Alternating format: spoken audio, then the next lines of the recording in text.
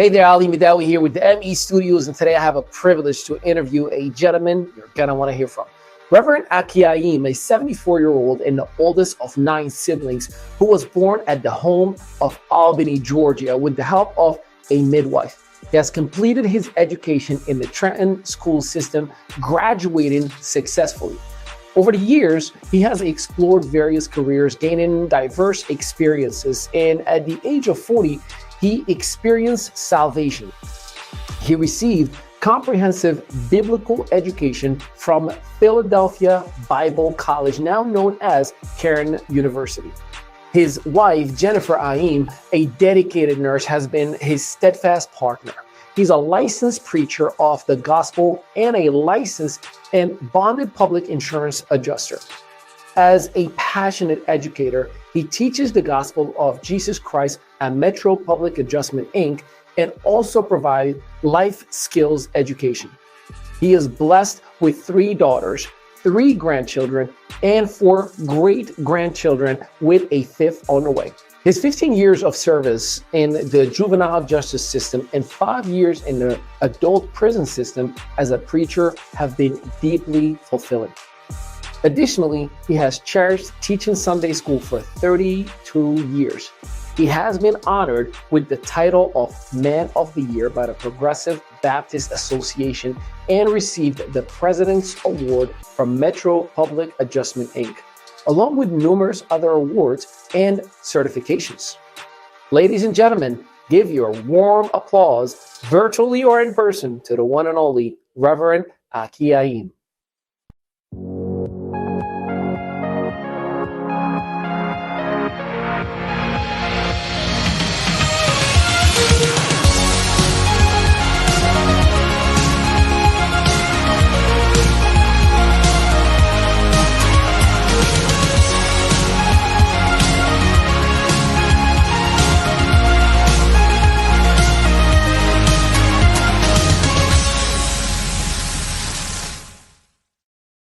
Yes, indeed, ladies and gentlemen, you heard that right. We got somebody in the building, and I'm super excited about this interview. Not only this is a gentleman that has an incredible amount of wisdom, incredible amount of experience, incredible amount of knowledge, but he is so humble that even when we were doing some work off camera, he opened up us some things that genuinely and truthfully touched my heart. And I love it when I actually have somebody in the studio, because we get to have some conversations before the conversation, and it primes my mindset. As you know, at the ME Studios, we do everything in our power to give you authenticity, to keep it real. This is not about marketing or hype. It's about relatability. We want to give you the best of the best. And today we have the best of them all.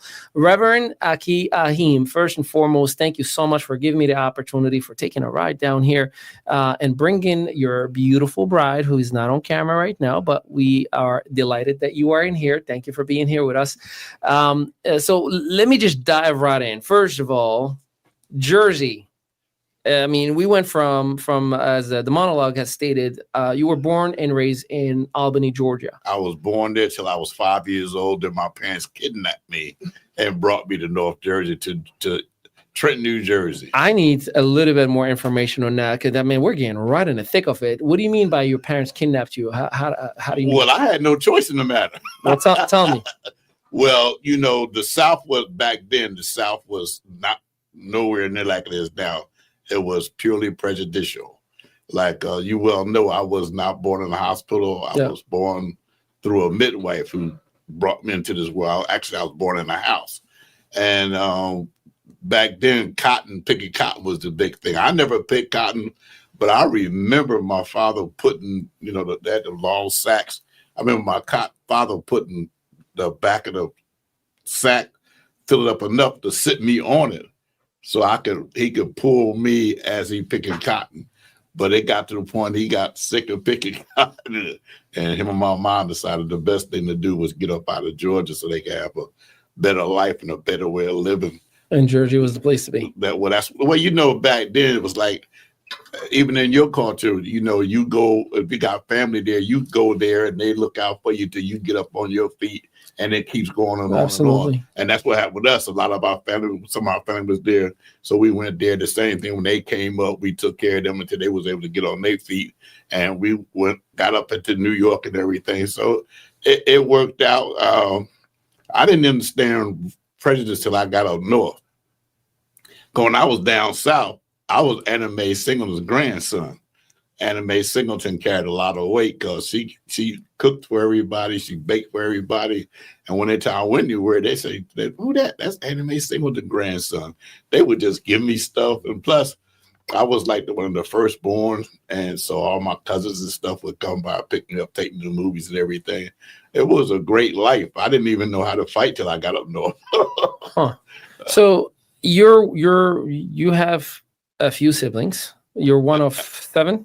9. 9. One of 9. You beat me there because I'm one of 6. Yeah. So 1 of 9. Were all your siblings in the same circumstance or the same situation? Everybody was born there because you're the oldest, right? Yeah. Okay, you are the oldest, right? Me and Willie was the only 2 born down south. Got it. Everybody else was born up north. Matter of fact, one of our brothers, he was born at Temple University. We always tease him. Mm-hmm. He's the brain of the family. And everybody else was born in Helen Fleur Hospital, which is one of the main hospitals in Trenton. I had to look out for them, take care of them and everything. So we became very close because at first, how I used to get in all the fights, as you well know, down south, they talk different than people up north. They thought I talked funny. I didn't think it was funny. Yeah. So I had to, fight to stop people from laughing. And every time we moved, we had to go to a different neighborhood. And then been in a different neighborhood, you had to start the fight all over again until you built your reputation where they didn't want to fight. Don't mess with me. Right. Yeah. I relate somewhat to that. I remember when I came to the States, June 20th, 2002, born and raised in Morocco, Northwest Africa. And my name is Ali. And I came to the States 10 months after 9/11, where the emotions about anybody with a Muslim name was automatic. So it was a lot of jokes, a lot of bomb jokes, a lot of terrorist jokes. And, you come to the States, you're like, me no English, so you can't even say anything. That's even more frustrating. You want to be like, that's like, I was crying. My mother was in New York while I was in Morocco 9/11. Like my heart broke for the United States. You can't even communicate that. Right. And it was one day that it just happened where you put somebody against the wall and, all of a sudden you speak perfect English, They understood what you're trying to get and across. Real quick, it was like, don't mess with it. So it's sad that it has to sometimes get to that level, but we don't know what we don't know. And, sometimes we're born in certain circumstances that we just think that's our own environment. So fast forward. But let me say this before we go fast forward. God gifted me with the ability to love to read. So as a kid, I was always reading. I would read anything. I didn't care. Ask them about a label, I would read. That helped me through life because it helped me overcome a lot of things. And people realized there was a gift in me because of my ability to read it. So it helped me overcome things in school where the teachers would say, they would give me books on being African-American. Because the first book one of my teachers gave me was the one on George Carver Washington, who was a slave, who wasn't able to go to school, but he became to be one of the top scientists in the world because somebody seen his potential. Right. Yeah. And they wanted me to have the same opportunity. But because of the areas and everything, it didn't quite go that way. But then now we can fast forward. But I just wanted to put that. No, that's fascinating. Yeah, it's well, I'll come back to this. There's 2 pieces of information you shared with me earlier that were milestones in your life. Was that you said God has spoken to me when I was 12 years old. I just didn't listen. And it took me all the way until I turned 40 years old to receive my salvation and accept Jesus Christ as my Lord and Savior. Right. So talk to me about the 12-year-old portion. I didn't want to ask out there. I'm like, that's going to be the juice. And I need it for the episode. Now, again, the love to read. Yeah. as a child, my family, my mother's father had got this Bible from a miracle worker. I mean, it was a big one too, but it had the pictures in it. Yeah. And I was in 4th grade, so I really couldn't. I could read the majority of the words, but I couldn't read all of them at the time. The King English was just now being taken out of America, but I was still brought up under the King English, so I could kind of read it. Yeah. So I would read in the God of the Old Testament. I loved him. I mean, I didn't understand this New Testament thing about the grand God, man, and all that. But the one in the Old Testament, he fought for the poor. He fought for the ones that couldn't take care of themselves. Now that God I truly, truly love. And so, but remember now, I had to do a lot of fighting every time we moved. Mm-hmm. So finally we got into a place where I was in a place long enough where I done made my reputation. The word done got out. Don't mess with him. He crazy. He got good sense. Because if I could really throw what we used to call alley apples, a red brick. If if you was older than me, I would hang you out with them. So when God called me to preach, because I remember, I know everybody in the Bible that I read about, when they went to work for God, they lost their friends. They ended up being alone. So here it is. I finally got friends. I don't have to fight no more. Now you're telling me you want me to give all that to go? No, I ain't. The fear of persecution. Right. Nah, I ain't doing it. So I went and did everything under the sun. But in the end, God had his way, because at 40 years old, I finally had to give it up. Yeah. And the craziest thing about it all, and I have to tell the public that the craziest thing about it all, I was sitting in church one Sunday morning, and the preacher was preaching on John 4:4-18, when the lady at the well, and Jesus asked her for a drink of water, and she got smart, said, "You a Jew, asked me for a drink of water." Mm-hmm. And he told her, "If you knew who it was asking you for a drink, you'd be asking me for water." And it would spring up into a well of life, and you would never thirst after the things of this world again. At that instant, I knew what had been wrong with me all my life. I needed a drink of that water. Yeah. And at the same instant that she was asking Jesus for a drink of that water, my soul was screaming to heaven, "Give me a drink of that water." And I got saved that day. Matter of fact, Jesus took cigarette smoking from me that day. And as I went on, the drinking, the drugging, all the other stuff stopped.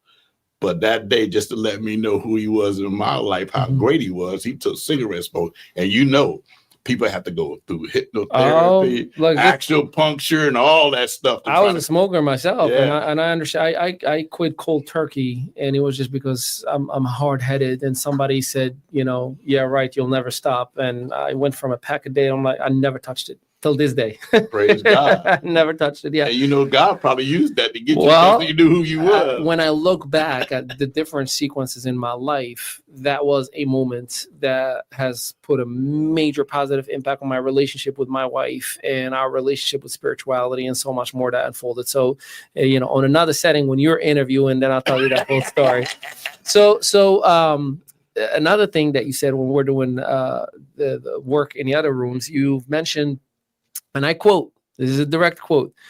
You said, "God spoke to me when I was 12 years old, but I didn't listen until I turned 40 years old because I was a knucklehead getting into every single thing under the sun." Right. So there is somebody right now that is watching and is like, well, you lived your life and now you are on the righteous path, so to speak. Because I speak to a lot of them, like, man, you got to get your act together. You're not young anymore. I'm like, man, you only live once. Let me live my, when I'm ready, I'll calm down. I'll do this.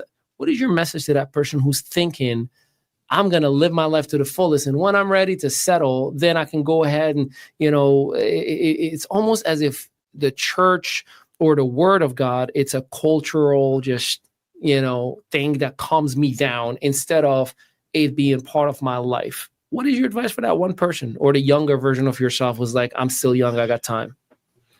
I understand wholeheartedly when they say that, what they mean, but you have to, if you go talk to anybody who's ever been through anything and they got saved, you know what they will tell you?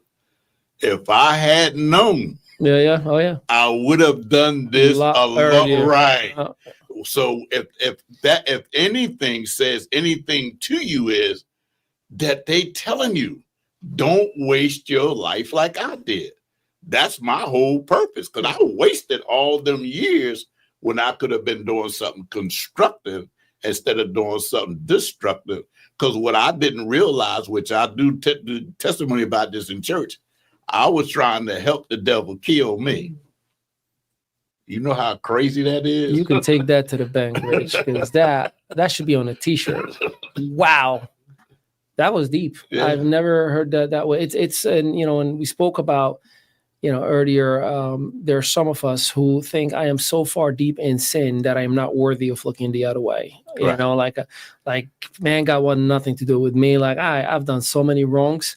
But what I've learned is those who are doing most of God's work have done the worst in most cases. I mean, look at the disciples and the apostles and everything that they have done prior to being picked, you know. And it's not just fairy tales. Those are real stories that are relatable till this day. And I, you know, it gave me the strength to believe. I mean, you know that I converted to Christianity in 2012, and it was those stories because you know, I have a deep-rooted history with studying Islam and Judaism. Right. And I was like, this is the same God. It's the same stories. It's the Abrahamic religion. It's the same exact thing. So when I came to the States, you know, I was always curious. I'm like, you know, why did all these things happen to me? Why was I molested when I was 5 years old? Where was God then? Why was I, you know, kicked out of my house by my own father? Why was I homeless for 3 years? Well, you know, it was the Job feeling. Why me? Why me? Why me? Why not you? Well, now when I look back, I'm like, I get it. You were preparing me this whole time for this moment. You know, I've been very, very blessed to help tens of thousands of individuals around the world. But when I look at every circumstance that anybody comes to me and say, hey, man, I need help with, I'm like, I've been there, you know? And then I'm like, I get it. You were training me to help somebody else. And, you know, people think that God's work is only through, you know, being a pastor or a reverend, but I think we all can do God's work in our own way. Would you agree? That's right. I absolutely agree. Because there's a story in the Bible about the demoniac who was in the graveyard, who was cutting themselves. They couldn't change. He would have no clothes on. I mean, he was just, he had the whole city afraid of him. Matter of fact, the Bible declares that when the demons left out of him, it went into 2,000 pigs. That tells us there was at least 2,000 demons in him. Could have been more. But when he seen Jesus, he went and worshiped at Jesus' feet. And when everybody seen him, they say he was sitting there and he had clothes on and in his right mind. And he told Jesus, I want to go with you. Jesus said, no. I got enough people helping me. I need you to go back, tell your story to the people that knew you, that didn't think that you could be saved, and show them the work that God can do in your life. And that's what he saved you for, saved me for, saved Rich, saved my wife for, all of us. We got a story to tell that would help save somebody's life. And if we don't tell that story, their blood is on our hands, because we're the watchmen on the wall. I love that. With your permission, and you can tell me next if the question is not appropriate. I know that you had a major loss in your life that has changed a lot, and you know, I loved when we talked about it, and you were like, "Hey, nothing I can do about it, but I'm gonna do everything to honor and to keep the name alive, to keep so is it okay if, absolutely. Okay, please tell us, you know, about what happened in your own words, and to the best of what you want to talk about, of course. Well, I was referring to a couple of years ago, my baby girl got killed. And what happened was I had took some medicine that night, and I was drowsy and everything, and I got a phone call, but I thought it was my pastor calling me, because we talk about sports. He called me, but I was so drowsy, I just called him back in the morning. I found out later on it wasn't my pastor. So 5 o'clock in the morning, I got a call from Dottie, my other daughter, who was in Louisiana. And she told me, Daddy, Demi got killed. Now, here it is. I am a tongue-talking, foot-stomping, hand-clapping, fire-baptized Christian. I got all the faith in the world. But at that moment, I didn't know what to do. Because at that moment, the reason I didn't know what to do, because I couldn't wrap my mind around the fact that my baby girl is dead. We just talked, and she said, "Daddy, I'll call you later." And my next thing of her, she's gonna call me. We're gonna talk. And here it is. I will never ever see her again. We used to hang. I mean, we used to drive them down the highway together. I mean, I raised her by myself for a couple of years. She was my baby girl, and so I ended up preaching her funeral, and a whole lot of people wanted to know how was I able to have the strength to do that. Wasn't me, it was Jesus. And that was the last thing I could do for her. So through my videos, I made a video called The Dreaded Midnight Call, to help people who going through the same thing. That if you learn how to make it through, because at that moment, I could have laid down and died. It would have been cool with me, But I realized it wasn't about me. See, too many people got it wrong. They think it ain't about you. It wasn't about me. What about the grandkids, the great-grandkids? If I don't look out for them, who gonna look out for them? Who gonna be there for them? Their grandmother gone, the mother gone, and now and all I'm doing is running around here acting down. I gotta be strong for them. After I do everything I can do for them, I can get by myself. If I want to break down and cry, cool. But that's not who I am. I decided then I was gonna do something to honor my daughter. Because every time somebody watched that video, every time somebody get relief, every time somebody understand that it's God that's gonna see you through it, because of that video about her, then I'm honoring her. And that's what gets me through. Because sometimes I could be talking about it and the tears start to come because I miss her, but I realize when I look at Shay, I see her. When I look at the great grandkids, she's here through them. And that I honor her with that. And that gets me through. Oh, well, God bless you. We are going to include that video in the description of this episode. So just make sure you just check the copy section. And I need a little break because it's a free video. It is a free video. He always got that smile to bring you right back up. Yeah, I God bless you, because you brought a lot of good things and a lot of impact that I know I'm experiencing right now. So I can't wait for everybody to receive these words of wisdom. We're going to take a little break. After we come back, we're going to dive into all things business. And I hope you're ready, because my man is ready. We'll be right back. As a preacher, it's a mandate that I teach and preach the gospel throughout the whole world. Well, that's almost impossible for me because you have to fly all over the world, go to different countries, got to get shots, vaccinations. But guess what? What if I told you I found a way to do that through the great discovery? I can now get the gospel out in 148 different languages and over 200 different countries where they can understand me and I can understand them, just like on the day of Pentecost. And I can get souls saved by giving them the gospel of my Lord and Savior, Jesus Christ. For more information, go to my website. Welcome back. Welcome back. Make sure you visit that website, because he's going to hook you up like he's hooking everybody else up. All right, ladies and gentlemen, back in here with Reverend Akey Ahiem. And I am super, super privileged that I'm getting a lot of wisdom. I am so selfishly lucky and blessed that I got all the footage that we got earlier, because that's like, I got all the courses for free. You're getting the edited version. I'm gonna watch all that for me. Yeah, that's how I get all the goodies, if you're wondering. Like I get great men and women of wisdom, of faith, of incredible experience. I'm like, let me do a couple of videos with you, and I'm getting all them courses. I am learning. I got it all. All right.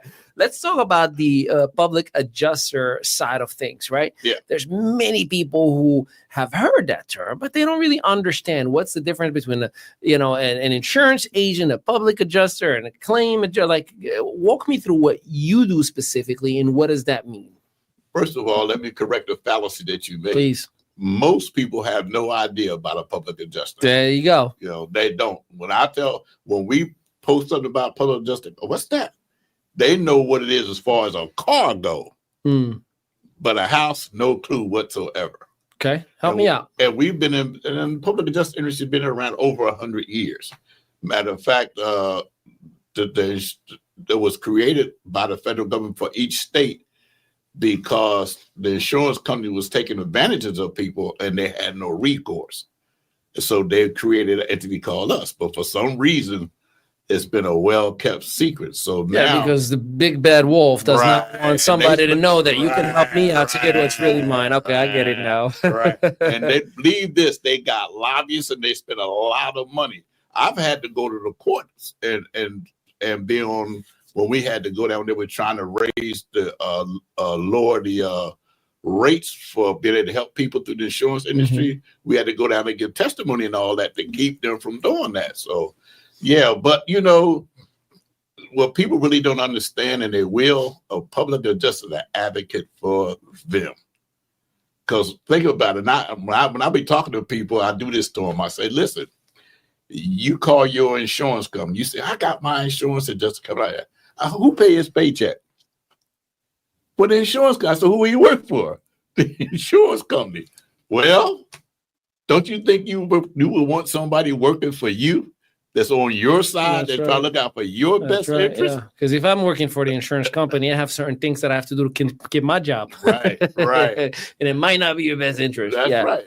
Okay, so essentially, what you do is you represent or you evaluate a claim on behalf of another individual that may or may not have gotten the best deal from their claim. Is that what I'm understanding? Well, preferably, that's after the fact. Okay. Preferably, what I do is free homeowner policy reviews for business owner homeowners. When I go sit down with them, free, and do their policy with them and tell them what's good about it, what's not good about it. Like we talked earlier about the percentage deductibles. Mm-hmm. People don't understand that percentage deductible.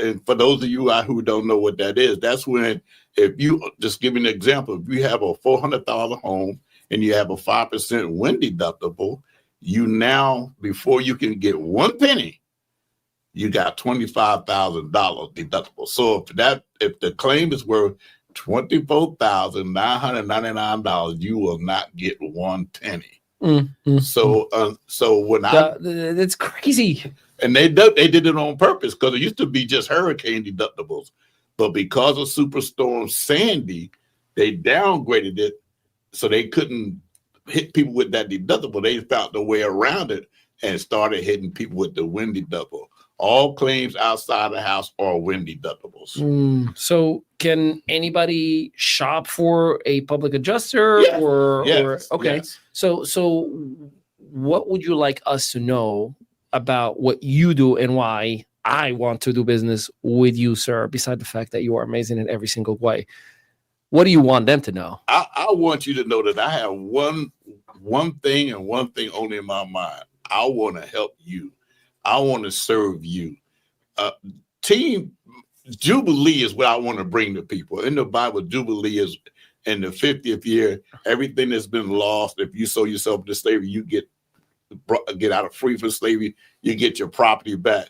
So if I can help bring you back to your pre-loss condition, you will have Jubilee, especially when I bring you a check or checks. You really have Jubilee. Yeah. Because my job is to make sure that you not only get treated fairly, but more importantly, paid fairly. Are there such people as bad public adjusters that make some mistakes or making mistakes? Yes, there are some of those out there. And listen, there are some people who are just born to do wrong. I've heard stories about public adjusters that hooked up with the insurance company, filed a claim, got the money, they split it up. Collusions. Right. Yeah. And the homeowner didn't get one penny. And, how is that legal?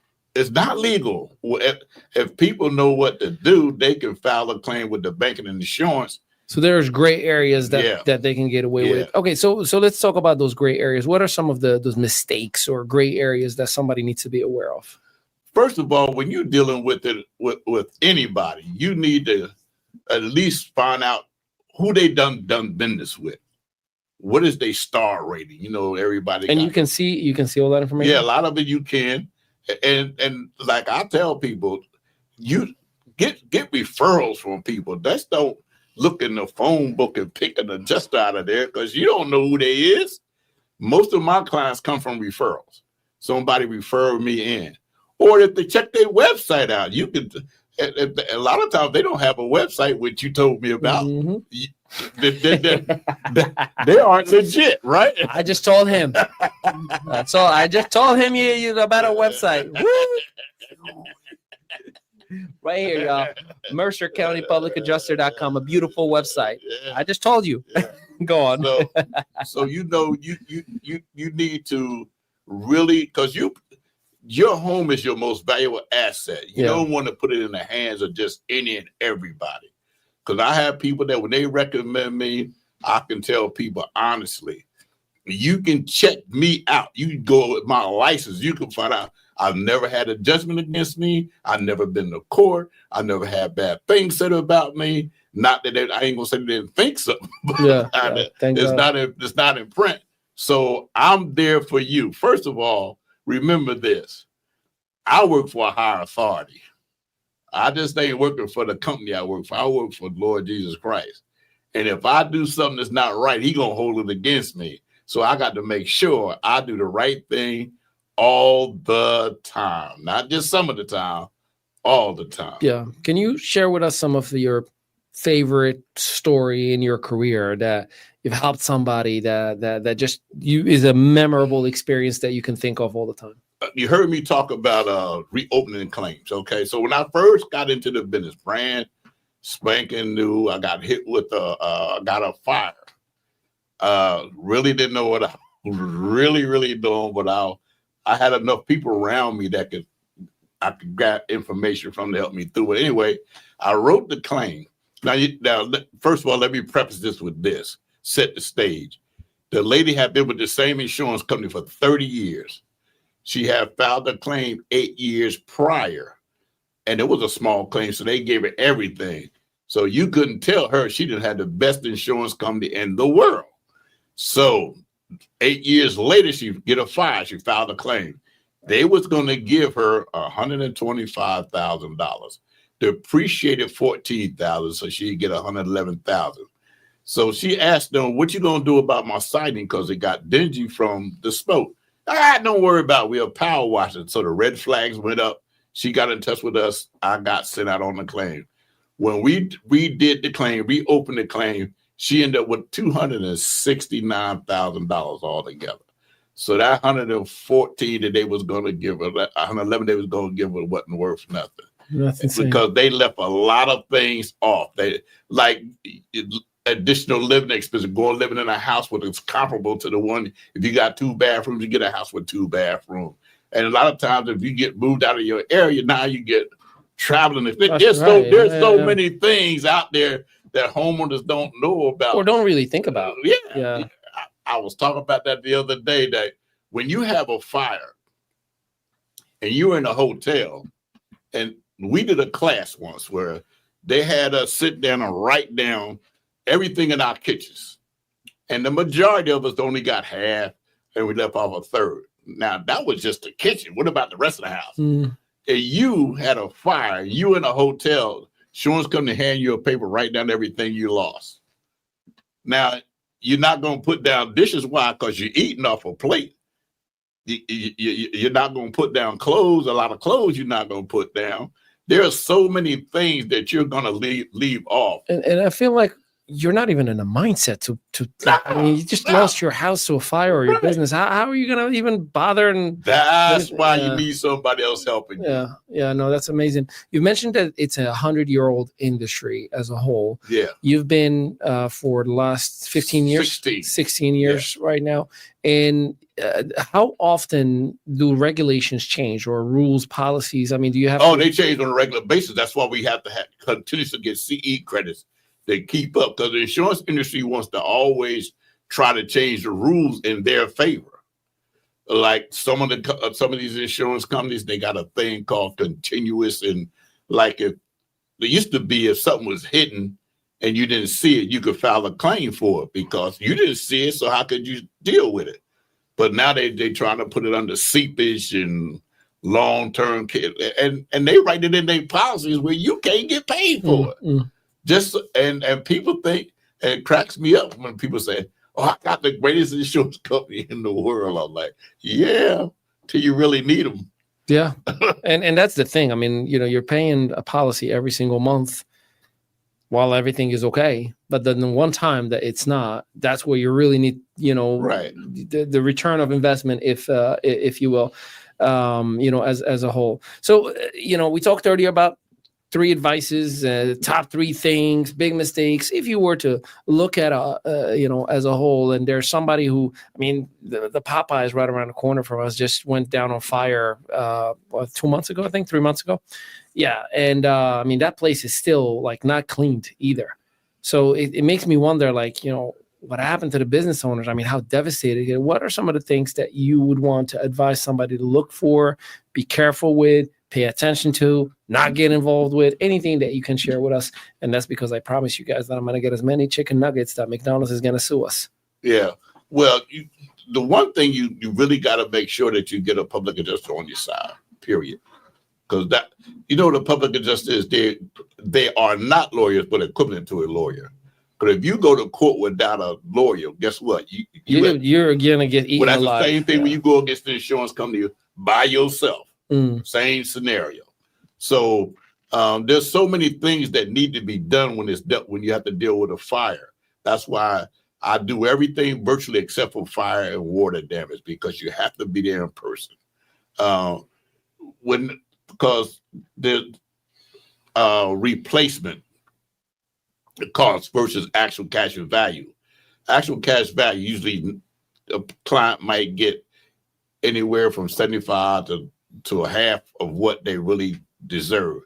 If you got replacement costs, which you have to get an endorsement for, and a lot of people don't want to do it because there's a few extra dollars, but in the end, it's going to help you, because whatever it costs at today's prices, that's what they have to replace it with.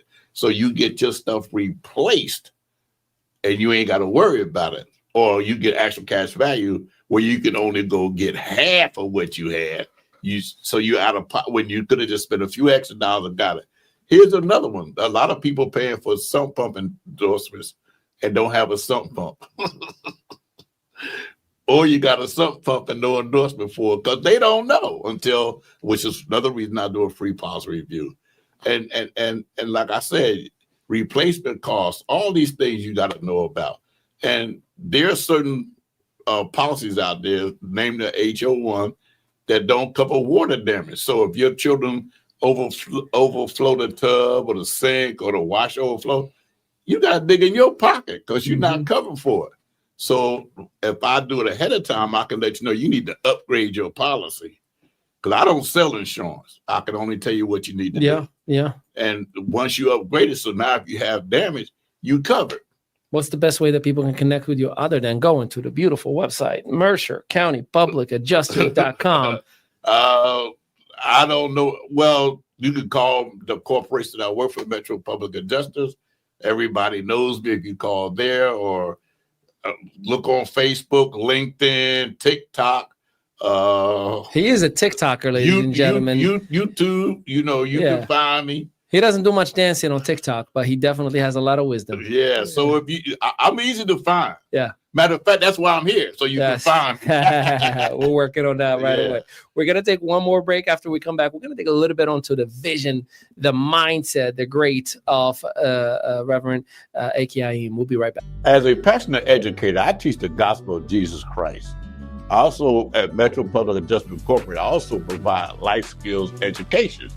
I'm blessed with 3 daughters, 3 grandchildren, and 4 beautiful great-grandchildren with a 5th on the way. My 15 years of service in the juvenile justice system and 5 years in the adult prison system. As a preacher, I have been deeply fulfilling. Additionally, I have cherished and teaching Sunday school for 32 years. I have been honored with the title of Man of the Year by the Progressive Baptist Association, and I have received the President's Award from Metro Public Adjustment Incorporated, along with numerous other awards and certifications. Feel free to visit my website at the mercercountypublicadjuster.com. Welcome back, ladies and gentlemen. Ali Midawi with the one and only Reverend Akey Ahiem. I am enjoying this more than you can imagine. We could probably do a 4-hour non-interview, just me and you hanging out and having this conversation. It genuinely feels that way, and that's those are the best interviews. I want to dive into the personal side of things, and your vision. We're kind of coming towards the bottom end of this incredible privileged interview that I feel it right now. You wear too many hats. You got the great discovery. You are teaching people. You are doing the public adjustments. You are on TikTok. You are a reverend. Like, what do you not do, right? You are a father, a grandfather, a husband. How do you do it where you maintain your sanity while you are everything to everyone all the time? Because everything I do is to the glory of God. And as long as it's to his glory, he will impart the strength and the wisdom for me to make it through. And a lot of things I'm not doing by myself. I got help, so that it makes it easier. Like, I'm going on vacation tomorrow to Shenandoah Valley. And that's a vacation I got through you. Good times. Yeah, I'm going to go down there and have a good time. There's another vacation I got coming up in Mexico through you. Yeah, ladies and gentlemen, just so you know, if you do business with the ME Studios, we send everybody on vacations, and you rightfully deserve it, and we want to hook you up as well. So let us know where you want to go, and I'll talk to Rich. He's the real boss, and he's gonna say, no, your wife is the boss and she's at home. Yes, we work for my wife, both of us. We don't have a say in here. So let me say this, and just so y'all know, he did not tell me to say that. I just wanted you to know, working with him is a privilege and it has its benefits. You're too kind. I appreciate you. Can you share that defining moment that turned you into an entrepreneur? Because I don't, from what I understand, you love to read. Then you did a lot of schooling, and you've evolved from one side of life to another. Where was the moment where you're like, you know what, I'm gonna do my own thing as an entrepreneur? Well, my mother was an entrepreneur. Okay. And her and my father didn't get along because of that, because he couldn't see it. But she just always wanted her own business. So even as a kid, we used to have what was called a fish house, where she had it was like a restaurant, sold a lot of fish out of it, chicken and everything, and she made a lot, pretty good. Then she had her own restaurant, and she was big time in Tupperware. She had her own cars, everything, had her own group, the sugar cookies. I mean, she was killing it. And I was an entrepreneur, but I was on the wrong side of the law. Like I said, I was doing a whole lot of stuff out there when I was out there. So it was always in my DNA. I just needed to find a vehicle that was gonna be representative, where God could get the glory out of it. Because when I help somebody that's helpless and hopeless and can't do it for themselves, and when I help them and they can't thank me enough, and I could tell them, hey, to God be the glory, and they realize, and it's funny, because a lot of time when you tell somebody you're a preacher, they look down. But when I tell them I'm a preacher, they kind of feel comfortable in the fact that I am, and because of my personality, they're willing to do more and trust me more because of that fact. Yeah. Can you share some of the challenges that, if there were any, that you faced when you were, let's say, transitioning to the good side of entrepreneurship, as you called it? And was it easy to do what you wanted to do today in the beginning? Did you have challenges? How was your spirituality helped to overcome those challenges? Like, give us a snapshot of back then. Now, you heard us talk about I used to do juvenile justice system.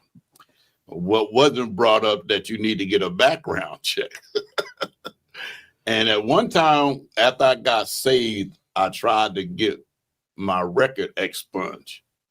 And I went and got through a program, a lawyer that could do this for me. But in the end, it ended up being a laughable situation, because they said, you got too much stuff, so we can't do nothing for you.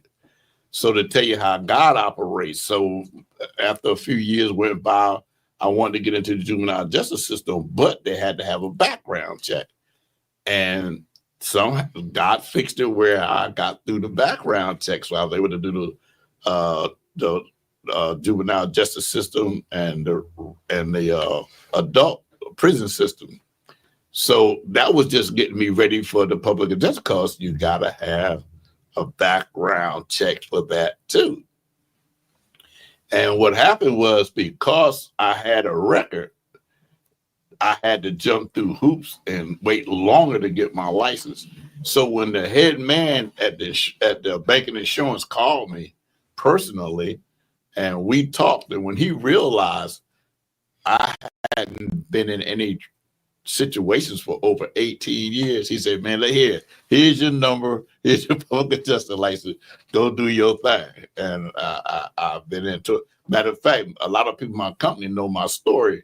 So when they get people that come in, they're scared to give it a shot because of their background, they'll have them call me, or I talk to them. I even did a video about it with Akey Ahiem, letting people know that, what I've been through, so they can do it too. Speaking to that, mentoring and advising and helping others, what advice do you have for somebody that may be starting a business, whether it's virtual or brick and mortar, and they're having a hard time, working through their financial responsibilities, family responsibilities, even ministry responsibilities? I mean, look, Dr. Stan Harris, aka Dr. Breakthrough, like he and I talk all the time about, a lot of pastors, preachers, reverends struggle money-wise, right? Like they're great when it comes to ministry, but they are doing terrible for the most part, financially speaking. And that, in a judgmental world, impacts whether the confidence or the influence for the individual to gain the business. What advice do you have for somebody, whether they're in ministry or not, to kind of get things going regardless of the challenges that they may be having?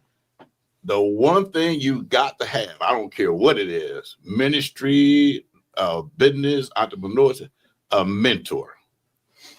Find somebody that's where you want to be. Yeah. Somebody that could impart wisdom into your life that you're going to listen to. Because believe me, every mentor you're not going to listen to. Yes, that's why you watch these football games. You see the players argue with the coaches. They don't have no respect for them, so I don't care what they say, they can't do it. But somebody like Prime, you know who Prime is, right? No, yeah. When he says something, everybody listen. Why? Because he has their respect. He's done it. Everybody know who he is. So, and he mentor these kids. He pour into these kids because he want them to be the best.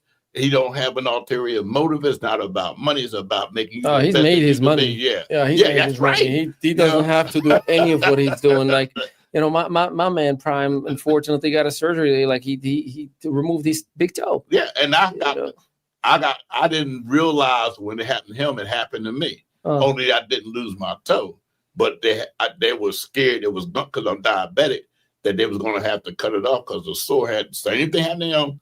The bone rubbed up against it, and the sore came. And my wife was there. She had to help me through that process, and they found a way to get it done. Open up the blood vessels to get it so it could work. And now God blessed me one more time. I said, "Boy, I'm still with you." As a reverend, do you find a cross path between ministry work and what you do as an advocate, essentially, for your clients in the insurance space? Sure, because I let them know that everything I do is to the glory of God. I want to help you, but I want to help you because of who I am, who I serve. Because the Bible declares, if you want to be great in the kingdom, you first got to be a servant. So I come to serve. I'm here to help. That's the only reason I'm here. I'm here to help. This next question is a personal one for me. This is genuinely, if we were in the episode or not, sometimes, or not sometimes, I think most of us, even me, I'm like, well, it's easy for you because you're a reverend. You're always close to the fire. You're always close to, like even it's horrible, right? Like the judgmental mind, even like, well, you probably don't even sin. You're like perfect. You're walking from the morning till nighttime. It's easy. No, I think I'm speaking on behalf of many people, right? Well, it's easy for you. I'm just laughing because you said you have I don't sin. Yeah, right. I'm speaking my truth, right? So I genuinely need help and I mean it, like this is podcast aside, I genuinely need help with my faith in the sense, like I'm going to do the right thing and I can control what the right thing is. And a lot of time the wrong thing happens when you're expecting it least. And it shakes your core of your faith. So and you've been through an experience, of course, unfortunately, with your daughter. How does one still keep moving forward and saying, and I believe my faith is strong, but I'm still a weak human being. The flesh is weak, right? Yeah. Flesh. I struggle sometimes with the idea of this too shall pass with patience, where I'm like, I believe in God. Through God, I can do anything, but it becomes almost like a little bit of an arrogance. I can do this. Like, I got this. I've done it before. I've been here before. I can do it again. And it almost start questioning, like, is this the part where God said, humble yourself? Well, I'm going to have to humble you. Who are you doing it for? The work that I'm doing every single day. When you're saying I got this, I can get through this. Yeah. So I know. I think I know the answer before I think it. My brain, this is again my truth, right? Because I need help for my kids and for my wife and for Rich and for everybody else, right? Yeah. But I think the answer needs to be for the kingdom, right? If you're doing it for the kingdom, and God gonna get the glory out of it, there ain't nothing wrong with it. But to your point, to your real question, you got to find a mentor. If that's the issue, then you need a mentor, somebody that can wrap their arms around you and is going to tell you the truth, not a friend. No, I get what you're saying, yeah. A mentor, somebody that's going to tell you, man, look, you need to stop that nonsense you're doing, and you need to do this, this, and this. Because if you don't do this, this is what's going to happen to you. Because your friends, long as you cool with me, Doc, I'm going to let it slide. But a mentor ain't going to let it slide. You hear that, Rich? When do I live? The Rich does not let it slide. Me and Dr. Breakthrough, we have not known each other that long. But at this point, I can't remember not knowing him. The first day we met, we was on the phone preaching to each other for an hour. And he has become my mentor as far as that go. Yeah. Okay. James Moneypenny and the Great Discovery is my mentor. He brought me along. There's another Dr. T.V. Wilson who got his own XI. Yeah, I know him. Yeah. Oh yeah.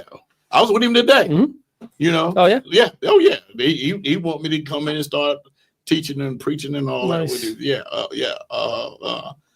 But what I'm saying is I'm learning not to settle for mentors. Find the top of the tier. Right. Yeah. Because they're where I want to go. If you're not where I want to go, how you going to help me get there? And I'm not just picking any old body. I'm picking somebody that I know has been there. Okay, all right, let's go back to Dr. Breakthrough. Myron Golden, you know who he is, right? Of course. Top tier dude, right? And I used to hear him always talk about, well, this guy led me to Christ. Oh, who is that? Dr. Stan Harris. That's right. Yeah. So what that tell me, you for real. I can listen to you. I know where your heart is. You led him to Christ. It wasn't a stage joke. This guy is in the Black Belt Hall of Fame. Ain't but 100. He's in the Motivational Speaker Hall of Fame. Should I not listen to him? Am I with you? Why am I with you, Ali? Because of Dr. Breakthrough. That's right, because I listened to him. Yeah. So you see what I'm saying? Even though I still got a mentor, which I was with him this past Sunday, Reverend Green, who's been my mentor my whole life. He's been with me through the whole thing. He's my mentor. As far as that area of my life goes, great. But in this other area of my life, I need mentors around me who's got what I got. Dr. T.V. Hill done made 36 millionaires in his lifetime. But his college is about the gospel of Jesus Christ. And I was with him today. Matter of fact, he called me the other day, made sure he had time to spend with me because he knows who I am. All these people, God has lined them up in my life. Why? Because he's helping me redeem the time that I threw away. Just like when he introduced me to you. God is good. All the time. Amen to that. So as we're coming to the end of our amazing interview, this is not going to be the last, I can tell you that. I'd like to give you the microphone time to share anything that you believe is important, that final message, right? There's a lot of time people who are so broken that they don't dare to ask the questions that I ask you directly. And right. And they may be looking down and saying the things that I've mentioned, like, well, I'm so deep on debt and so deep in, issues with my family and so deep in blah, blah, blah, whatever it may be. What is your message for that individual? And, feel free to also share the few pieces that you are working with right now, especially what you are most passionate about, and that is the great discovery. So please, the mic is yours. Talk to my fellow citizens. One of the main things that we didn't really get into tonight was when you find a partner in life, you need to have one going down the same path that you're going. Because if they're not, your life is going to be really, really miserable. And I found my partner in church. If you're going to find a good partner, find one in church. I found her in church. We got together. We got married, and we still married. We have our tete-a-tetes, we have our disagreements. But the one thing that we settled on a long time ago was, this is it. This is a life deal here. We're going to get through. So knowing that I'm free to do some things that I want to do, because I know she's going to be there for me no matter what. Because when they was going to take my toes, she was there. When she had to wash my feet and do all that. No, she might not want me to tell that part, but she did it. She didn't have to, but she did. And it wasn't where I had to beg her to do it. It was something that she did because the love she got for me and for God. So if you want to make this journey and you want to make it an enjoyable journey, you have to have the right partner. In this case, I picked Jennifer Ahiem. You should have been. Shout out to the queen. You should have been there when we got married. The story I told, how I had to search the whole world over to find her. Yeah. He's still getting brownie points 25 years later. No, that's amazing. The great discovery. You're excited and passionate about it. Yeah. I told you part of the great, I discovered her. He's good. We need another session of hey, how do I talk to my wife today? The great discovery, you have to understand this. Like you heard me say earlier, I got Dr. Barrett Matthew, who's a friend of mine, who's also a public instructor. We did I know. We did a whole that's me and him. We cool. I just got through teaching at his quick fast track down in Maryland.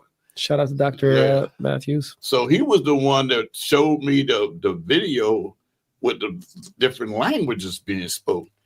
And I didn't need nobody to say nothing to me. That was it. I'm hooked right there because, again, I see it. I could get the gospel out to the whole world in all these different languages in all these different countries, and I don't have to leave home. And Dr. T.B. Wilson wants to help me in that aspect too, So it's amazing how God put people in your life to help you get where you want to go. And all that was through the great discovery. I met you because of the great discovery. God. I met Dr. Harris through the great discovery, Dr. Moneypenny, and there's so many others, but these are my mentors. And one mentor led me to you. And I'm going on one of your vacations tomorrow. Let's go. Yeah. Then I'm going to Mexico. Yes, sir. I'm telling you, it changes everything when for my partner here and I, Rich, it was bad a couple of days because I had no service where I was. So like we needed to have conversations about business. And I'm like, he's probably thinking that I am just partying my life away and I'm just ignoring it. From where he was.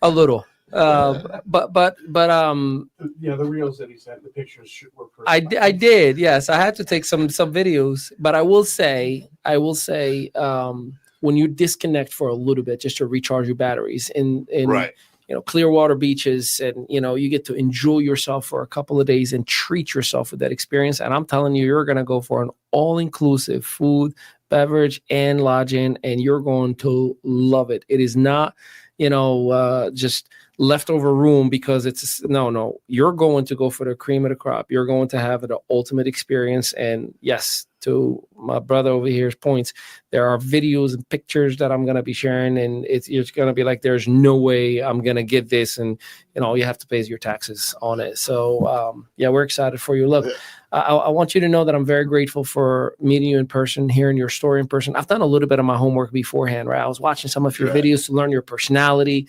because I like to match somebody's energy, right? Right. At the same exact time, I was fascinated when I read your bio. And then when we had our private recording sessions and I was asking those random questions, I'm like, well, what would I want to know about you? I learned so much about who you are as a human being. I learned that within you, there is this big brother mindset, this fatherly figure. Yeah. And you're not stingy with giving your information. There's a lot of people who know a lot of things or experience a lot in life. And guess what they say? Well, when you pay, I will, here's my website if you want to get it, right? And I'm always inspired, motivated by someone like yourself. And you're dedicated a whole career, whether from ministry to being a public adjuster to the great discovery as well. Make sure everybody you join, go to Mercer County Public Adjuster.com. And there's a phone number, email, and everything right on our website. Make sure you connect with this gentleman. You've graced us with your presence today. You've inspired us a lot. I can't wait for my wife and I to watch this episode because we watch all the episodes regularly. And I think there will be tears, there will be laughter, there will be aha moments. We've learned a lot, and I'm very grateful for you. So you just proved my point. You got to have the right mate to go through this life. Oh, absolutely. Yeah. Yeah, wifey and I have been together since high school. So I mean, day one I met her. It was a joke at first. I was the class clown. Day one, she walked into the class. Here's two things that happened. My friends, Ida and Leah, I'm like, back off. She's mine. That was one. So I got on his truth, right? A 17 years old. I don't know any better. And then because we were told by the teacher, I was in ESL class using English as a second language. I don't speak a word of English. It's broken English at the time. So our homework from Friday to Monday, because she came in November. So the school year already started.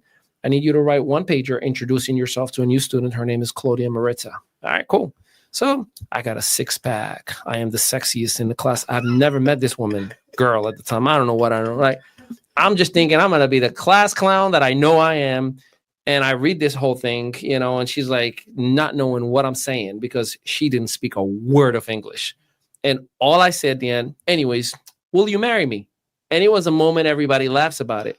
Here we are today, 20 years going on 21 years together, 17 years marriage, a 7-year-old and a 4-year-old, and best human being I've ever had in my life. So yeah, I tell everybody I am a one and done person. Like if I see something and I believe that God has put that someone in my life, like today, this is a lifelong relationship that we're going to talk a lot, work a lot, collaborate a lot, and I look forward for more. I just found out another reason why we're friends. What was that? I was a class clown. Oh, yeah.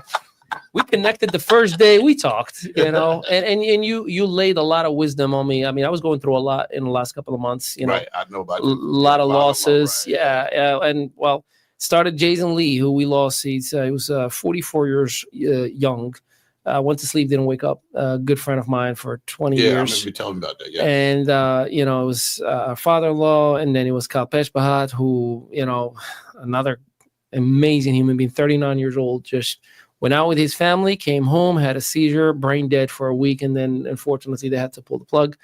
My aunt, a couple of, like seven weeks ago, it's been a lot. And then the business has been nuts. I mean, the economy has hit every single person. And in our lane of business, we work with entrepreneurs. So if the economy is good, business owners have a little bit of money in their pocket. And when they have a little bit of pocket, they're like, hey, let me invest in marketing and whatnot. And we had a lot of pullbacks from, a lot of companies that we've done business with. The IRS hit us with like $75 so far, $1,000. Just a lot of like crazy things. And that was the Job moment that I was asking for selfish reasons.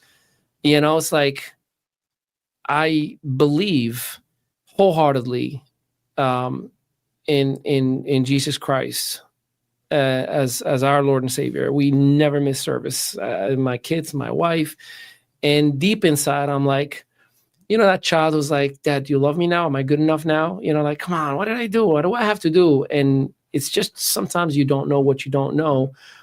And I know the answer to all of this because my whole life has been, but the backup explains you needed to burn that bad vehicle you were in because you were going to die in it in order for you to be in a better one. So I have faith that it's just when you're in the middle of it, it's like, oh yeah, like I'll take the heat. Just let my wife and kids be happy and okay and healthy, and that scares me. So that's my truth. I feel like I started a whole new episode. With that, ladies and gentlemen, please make sure you visit the website itself that is in your screen right now in the bottom. Make sure you call, make sure you email, make sure you follow the social media assets. And I will put that video that Reverend Akey has shared with us earlier. That's just going to help you out if you're going through something. I certainly need to watch it. God is good all the time. I believe that today was supposed to happen the way it was supposed to happen, and I'm so grateful for it. Believe it or not, we're going to look back probably in a few months or a year from now, and I'll be like, you remember that day we had the interview? You've done a lot, and here's what changed ever since. So thank you very much for gracing us with your Thank you for having me here. I thank my wife for taking the time out of her busy schedule to take the time to be here with me tonight. I wish she would have got into a picture so everybody could see the person that I married. Come on over here, girls. Let them see. She said, please don't do that. And I know that when my wife says, please don't do that, I say, yes, I will not do that. Until I surprise her with the camera. And no, don't surprise her. No. Rich will take the heat for all of it. Rich will be moving over. So he have come tonight. Yeah, be coming tonight. All right, ladies and gentlemen, we thank you, appreciate you. Until next time, have a blessed day, everybody. As a passionate educator, I teach the gospel of Jesus Christ. Also at Metro Public Adjustment Corporate, I also provide life skills education. I'm blessed with 3 daughters, 3 grandchildren, and 4 beautiful great-grandchildren with a 5th on the way. My 15 years of service in the juvenile justice system and 5 years in the adult prison system. As a preacher, I have been deeply fulfilling. Additionally, I have cherished and teaching Sunday school for 32 years. I have been honored with the title of Man of the Year by the Progressive Baptist Association, and I have received the President's Award from Metro Public Adjustment Incorporated, along with numerous other awards and certifications. Feel free to visit my website at themercercountypublicadjuster.com.